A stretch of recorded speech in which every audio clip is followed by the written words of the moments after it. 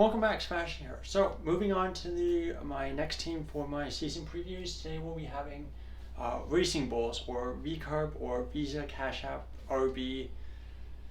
This is a team that's starting with their name. I don't think there's really any consensus on what exactly they should be called. VCARB. So, just for I'm probably just going to stick with Racing Bulls this year. It's on the name of their website, the name of the company on their website. It's on their website. So, yeah. Anyway, getting a bit off track. Two drivers for this year, Daniel Ricciardo and Yuki Tsunoda, of course.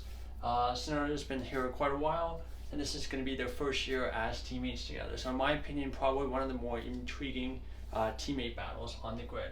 And kind of similar to Kick Sauber, two drivers at very different points in their careers. So for Ricciardo, 34 years of age, last season, of course, with only a partial season, 17th in last year's Drivers' Championship.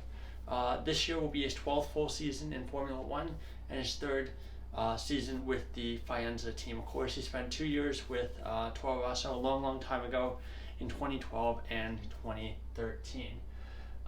Next, with Tsunoda, 23 years of age.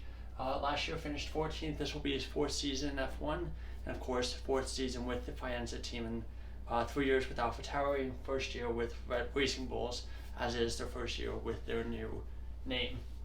Now, taking a look at their career stats, for Ricciardo, 239 career races, 1,317 career points, 32 career podiums, 8 career wins, 3 career poles, and of course, no career championships. Many people would think, I guess myself included, that you could argue that Ricciardo kind of deserved a championship at some point in those early turbo hybrid era years. Then for Tsunoda, 63 career races, 61 points, and of course no podiums, no poles, no wins, and no championships. Now, for Racing Bulls, I think this year there's going to be quite high expectations. I think in contrast to last year, 2020. But first, taking a look at 2020, 107 points, 7th in the constructors, finished in the points in half of the races. 2021, 142 points, one of their best years ever. 6th in the constructors, very close to 5th. And again, 50% of the races they finished inside the points. New regulations 2022, and they really fell off a cliff. 35 points, 9th in the constructors, and finished in the points 23% of their races. And then 2023, first half of the season was pretty ugly. Looked like they weren't even going to score 10 points. We're probably going to finish 10th in the championship. But luckily, they brought some upgrades second half of the season. Plus, you could argue Ricciardo and Lawson being an upgrade over De Vries helped as well. They ended up finishing 8th in the constructors, 25 points. Finished in the points 18% of the races. So not a great season, a bit of a drop in 2022. But of course, the big change for this year is that they'll be using a lot more Red Bull parts, as many parts as they can possibly use. And I think part of the rationale behind kind of the marketing decisions being called Visa Cash App RB is that it will be much closer in terms of brand identity to Red Bull, Red Bull RB, Racing Bulls also RB. And the idea is that instead of basically being, an A team and a B team, it's basically four cars. So, we'll see how that goes.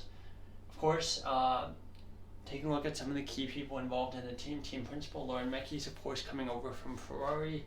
This will be his first year as team principal, of course, taking over from Franz Tost, who was basically there since its inception. But I think he took over from Gerhard Berger. I'm going to say early 2010s, I believe. Chief Technical Officer Tim Gloss, 2024. Actually, it might have been from the very beginning. Yeah, so that would be 26, 27. 2006, 2007. CTO, I'm getting sidetracked. CTO Tim Gloss, new addition from this year, 2024.